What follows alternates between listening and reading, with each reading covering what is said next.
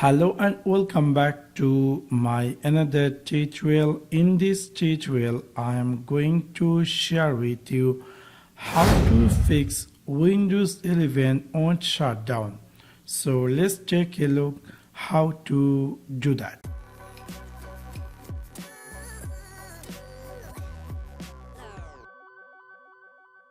Maybe somehow or some cases, whenever you try to shut down your PC or laptop, it's on shutdown and it might be very annoying for you.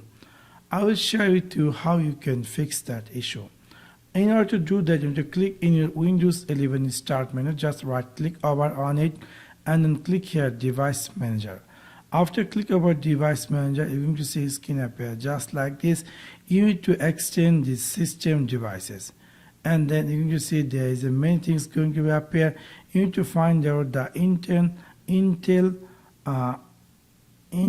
Management Engine interface. Just right click over on it, click here Properties, go this Power Management and uncheck this, allow the computer to turn off this device to save power. Click here OK and try to restart or shut down your PC. Hopefully within this step your Windows 11 shutdown issue is going to be fixed.